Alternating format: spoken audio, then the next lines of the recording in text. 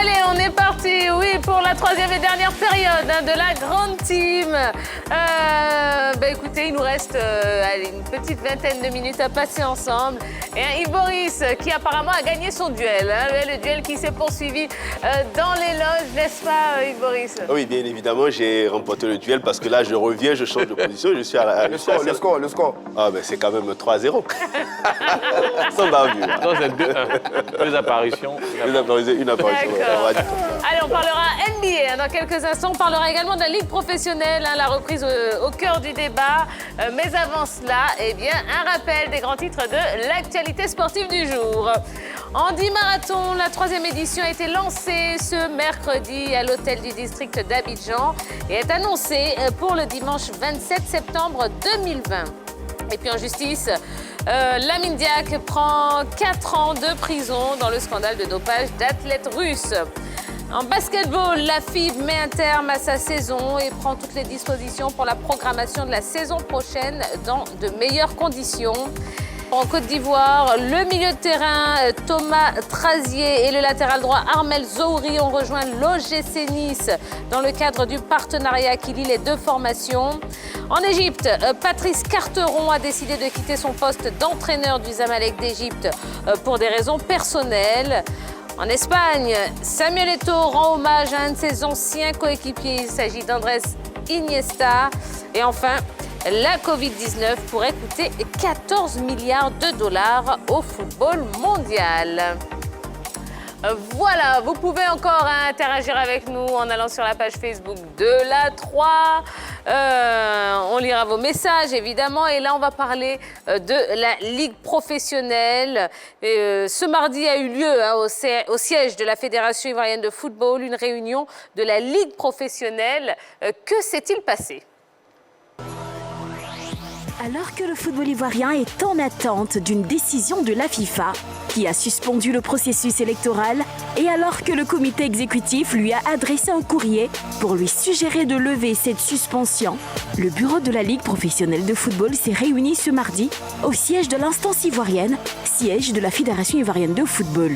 Objectif, établir un projet de calendrier général des compétitions de la saison 2020-2021. Ces propositions portent sur la Super Coupe Félix Houphouët-Boigny, le début et la fin du championnat de Ligue 1. Concernant la Super Coupe Félix Houphouët-Boigny, la LPF a retenu la date du 17 octobre 2020. L'affiche Racing Club au FC San Pedro, soit le champion de Côte d'Ivoire contre son dauphin. Concernant les championnats de Ligue 1, la Ligue professionnelle a coché la date du 24 octobre 2020 sur son calendrier. Pour la Ligue 2, le 6 novembre 2020 est proposé. La fin de la saison 2020-2021, selon le projet du bureau de la LPF, est prévue le 30 juin 2021. Ce projet sera soumis au nouveau président élu de la FIF. Par ailleurs, cette réunion présidée par Gaspard Sey, deuxième vice-président de la LPF, a enregistré la présence de 15 membres, dont Mamadou Koné, président de la SOA, Koné Abakar, président du WAC, et Cyril Domoro, président de l'AFI. Ces 3 personnes se sont retirées au début de la réunion, après avoir déposé leur lettre de démission. Alors, qu'est-ce que vous pensez de cette réunion de la Ligue professionnelle, Roger Stéphane? Ce que j'en pense, je vais dire un nouvel épisode à la Fédération ivoirienne de football. Quand vous interrogez les différentes parties sur le sujet, on dit que cette réunion n'avait pas le droit d'avoir lieu.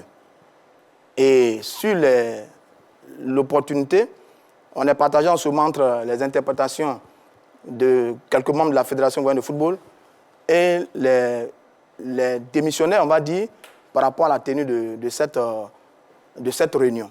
Et donc, je ne sais pas trop, on est un peu mélangé entre les différentes interprétations. Mais il faut reconnaître que cette réunion n'a pas vraiment connu un grand succès.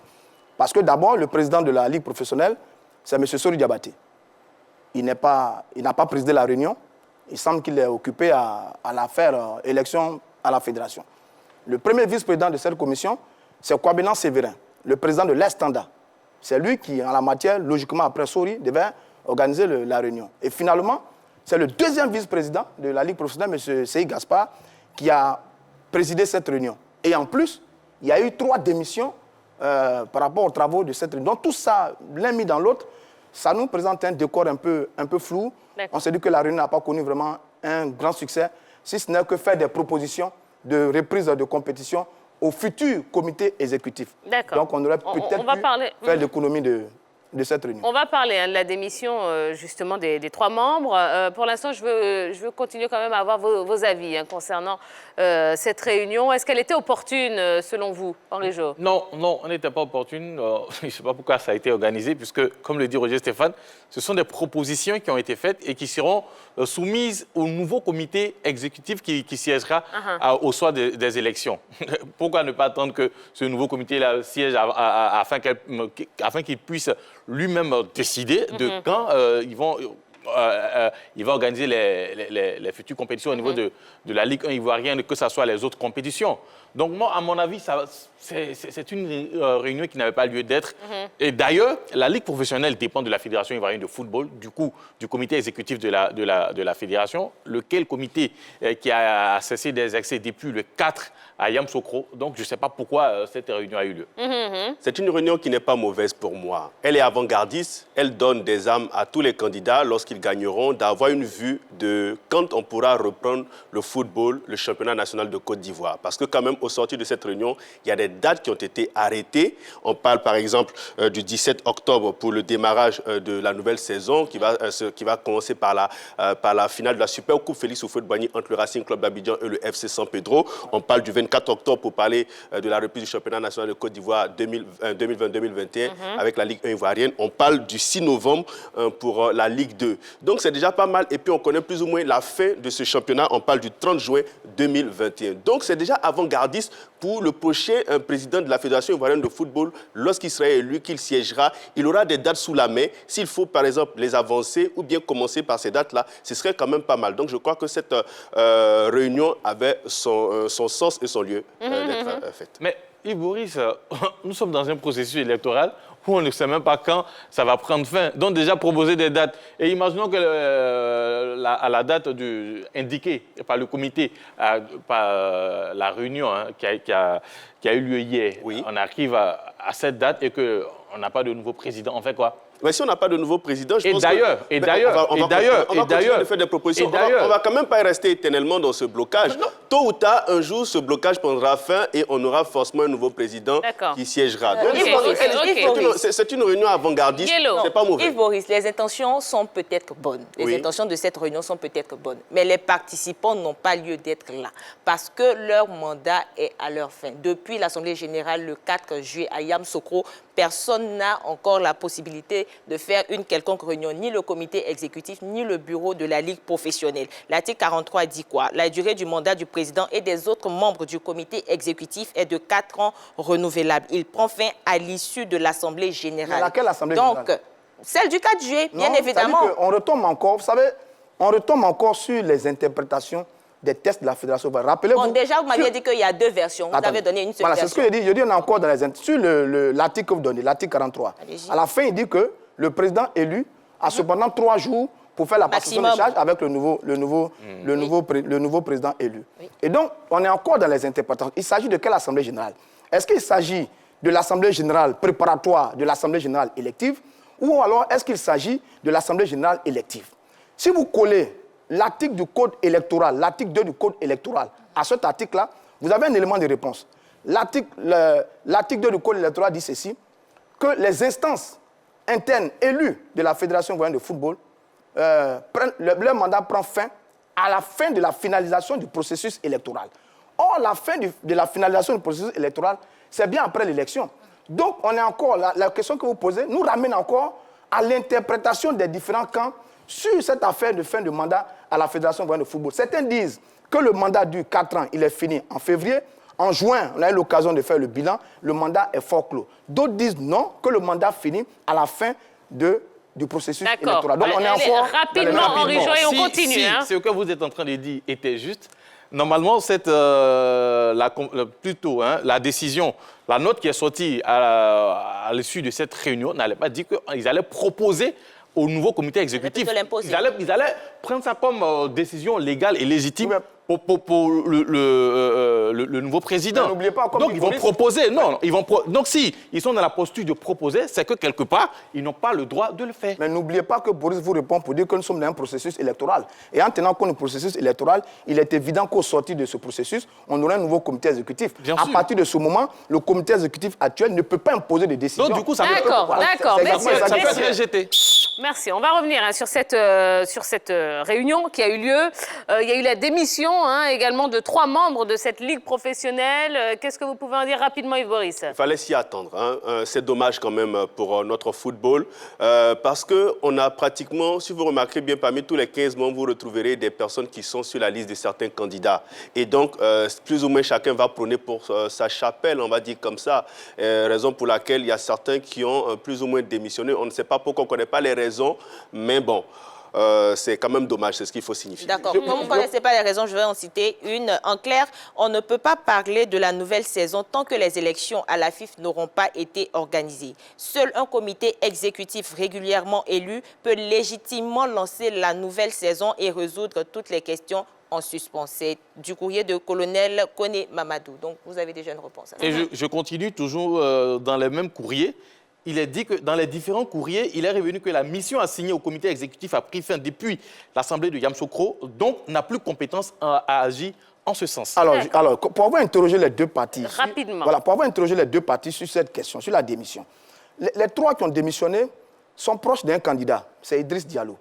Ils ont d'ailleurs pardonné sa candidature. Et quand vous interrogez des membres proches de la fédération, ils disent que c'est une stratégie d'élection pour fragiliser un candidat qui est en l'occurrence Sori Diabaté, parce qu'il est membre de cette ligue, président de cette ligue professionnelle. C'est ce que disent ceux qui sont proches de la fédération. C'est une interprétation aussi. Maintenant, quand vous interrogez ceux qui ont démissionné, ils disent non, que pour une question d'éthique, pour une question de principe, c'est tout à fait statutaire, parce que l'article 2 du Code électoral dit que c'est seules les instances élues de la fédération qui restent en poste jusqu'à la fin du processus électoral.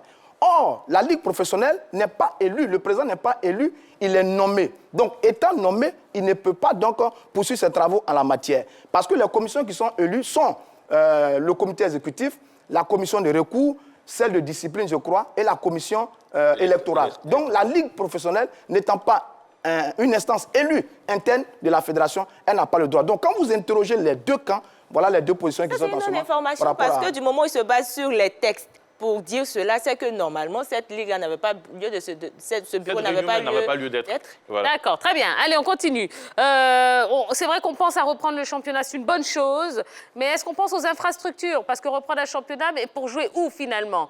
Il y a un problème de stade, n'est-ce pas? Oui, le stade de Félix Fouboy actuellement est fermé pour travaux, même si ça n'a pas encore commencé. Le stade Robert Champoux de Macoury a une partie de la clôture qui a cédé. Les travaux bientôt vont finir et puis peut-être on pourra retrouver ce Champoux-là pour peut-être le championnat à venir. Il y a le parc des sports et peut-être le stade de Gagnoa. Mais le stade à l'intimité de Bandoukou qui a été retiré de la liste et le stade Henri Conan Bédier a été aussi retiré. Et je pense qu'on y va retirer même le stade de Yamoussoukro et le stade Auguste Denis de San Pedro, parce que c'est les mêmes pelouses qu'on trouve à Bengrou et Bandoukou, qu'on trouve à Yamoussoukro et à San Pedro. Donc du coup, je me demande, et la question elle est bienvenue, je me demande sur quel stade normalement on devrait jouer pour cette saison. Là aussi, peut-être cette réunion-là, qui a voulu décider des dates à venir en ce qui concerne nos compétitions à venir, devrait aussi se pencher sur peut-être des stades qui seraient homologués à accueillir les différents championnats. Malheureusement, ça n'a pas été fait.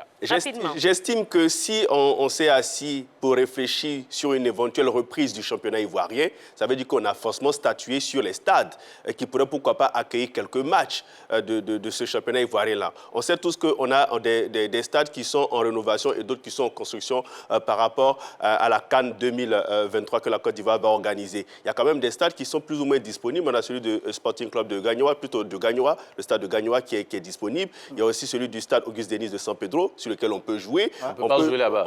Pourquoi pas? Mais les matchs sont joués. Mais pourtant, on a joué le championnat là-bas. On a joué le championnat là-bas les saisons dernières. Quand vous êtes allé et que vous avez vu ce stade-là, il me laisse terminer. Je n'ai pas terminé mon propos quand il parlait. D'accord. Je n'ai Il pas interrompu. Je donnais les stades. Donc, je parlais du stade de Gagnoa, je parlais du stade Auguste Denis. On a le Parc des Sports qui peut accueillir quelques matchs. On a aussi celui de Yamoussoukro qui peut accueillir quelques matchs. Donc, on a déjà au moins Le stade Champrou également. Le stade Champrou, c'est juste la clôture qui a cédé, mais pas la pelouse qui est pas D'accord. praticable. Bon, très bien. On va clore ce sujet parce que c'est vrai qu'on a encore beaucoup de choses à vous proposer. Il nous reste quelques minutes d'émission à peine et on doit parler de NBA. Alors, on y va tout de suite. Demi-finale des conférences play-off. Conférence Ouest, demi-finale, pardon, de la conférence Ouest. Je vais y arriver. Les Clippers ont affronté Denver. Denver s'est imposé 104 à 89, Orijo. Alors, bien sûr, on dira que c'est l'une des plus grosses performances au niveau de la NBA ces dernières années. Le scénario en place, l'exploit des Nuggets est énorme. Denver était mené 3-1 après le match 4. Et il faut savoir qu'au niveau des Clippers, on avait ce duo-là, ce duo Kawhi Leonard et Paul George qui était énorme. Malheureusement, dans ce match 7-là, non seulement Denver va réussir à revenir à 3 partout, et le match 7 que nous voyons à l'instant à l'écran avec cette grosse performance de l'équipe de Denver avec un énorme Jamal Murray, auteur de 40 points, sans oublier Nikola Jokic qui a été très, très intéressant dans ce match. Et au finish, c'est une équipe des Clippers qui sort de la compétition. Malheureusement, on la voyait, cette équipe, comme je dirais, favorite au niveau de la victoire finale. Malheureusement, elle va s'arrêter à la porte des demi-finales. Belle performance de cette équipe. Il faut signifier que c'est une formation quand même qui était en difficulté au début de cette demi-finale parce qu'elle était menée 3 matchs à 1. Elle a réussi à aligner 3 succès de rang et puis à venir remporter le match 7. C'est une performance exceptionnelle et ça donne encore plus d'envie d'aller en finale de cette NBA cette saison. OK, on va passer à la conférence Est. Boston-Miami. Miami qui s'est imposé 117 à 114. Et l'image de la nuit, c'est ce contre de Bam Adebayo sur Jason Tatum dans les derniers instants. Avec ce contre, l'équipe de Miami va réussir à s'imposer face à Boston pour le match 1 de cette finale au niveau de la conférence Est. Et voilà, ils sont bien lancés et on attend bien sûr peut-être le match 2 pour pouvoir se prononcer. J'ai envie de dire que Bam a mis Bim pour stopper son adversaire, pour permettre à son équipe de remporter le premier match de ces demi-finales. C'est l'âme de la défense de Miami, celui-là. Le combat était rude jusqu'au bout du suspense. Tous ces joueurs dans les prolongations, bon, mais c'est le genre de match de boxe qu'on... Ah, pardon, de boxe. Mais non, pas de boxe. Finalement... Mais alors, vous avez sommeil. C'est le match de basket qu'on a envie de voir. Magnifique ce match-là. OK, super. Prochaines affiches, NBA avec Dorgelès tout de suite. Vite, Dorgelès. Pas bien grave. J'aime pas trop les colons. Moi, j'aime plutôt les pans. Donc, voilà. Aïe, les pans. Voilà, vous prenez des décisions derrière moi. C'est pas bien grave. Tiens, on va regarder. Oui, on aura des matchs au niveau de la finale conférence Est, match 2. Le jeudi 17, on aura Boston contre Miami. Pour l'instant, 1-0 pour Miami. Finale conférence Ouest, match 1. Ça sera le vendredi 18. Los Angeles Lakers contre Denver Nuggets. Pour l'instant, 0-0 dans la série TIA. J'aime les pans. Merci. Envolez-vous bien. Oui, allez-y. Ça serait un beau duel au niveau de la conférence Ouest entre les Nuggets et les Lakers. Les Lakers de LeBron James et de Anthony Davis face au duo Nikola Jokic, Jamal Murray. Et puis peut-être Boston va essayer de se réveiller face à Miami dans le match 2. Je pense que ce serait un peu difficile pour Boston parce que là, Miami a pris un avantage. Ils vont vouloir assurer cet avantage en remportant cette deuxième rencontre. Lakers-Denver, ce sera très chaud. Très chaud. On attendra de voir de quoi sera capable cette équipe des Lakers parce qu'il y a une grosse pression quand même sur cette formation parce qu'elle en son sein le king du basketball. C'est quand même une victoire à l'extérieur. Hein. Ah oui, c'est un très bon début ça. Oui, un très bon début. S'imposer à l'extérieur, c'est très bien pour le début de cette finale-là. D'accord. Et bien voilà, ça y est, c'est déjà la fin de ce numéro de la Grande Team. On espère que vous avez passé un bon moment. Rapidement, on vous rappelle que le FC Barcelone s'est imposé 3-1 en amical contre Girona grâce à des buts signés de Coutinho et de Messi, auteur d'un doublé. Et puis le PSG qui s'est imposé face à Metz, match en retard de la première journée, 1-0. Le PSG, ouais, ça va pas fort, hein, puisque 3 matchs de suspension, dont un avec sursis pour Neymar, après avoir été exclu lors de PSG-OM ce dimanche. Mais bon, on espère en tout cas que le PSG va entrer enfin dans sa saison, parce que c'est vrai qu'ils ont un peu de mal. Hein, aujourd'hui, il y a un défenseur qui a écopé d'un carton rouge durant le match Diallo. Ousmane Diallo, le défenseur du Paris Saint-Germain, puisque Paris a joué à 10 dans ce match. Voilà. Allez, merci beaucoup. On va se reposer, oui, et revenir demain encore plus en forme pour un nouveau numéro de la Grande Team. En attendant, vous savez qu'il y a de beaux programmes qui vous accompagnent. Yves Aymar et toute sa team qui décryptent toute l'actualité People dans Pipolémique du lundi au vendredi de 13h30 à 14h30. Et puis, de la bonne musique, évidemment, parce que la 3, c'est 3 fois plus de sport, 3 fois plus de musique. Allez, rendez-vous demain, même heure, même endroit, 20h30 sur la 3. Bisous, bisous. Bye bye.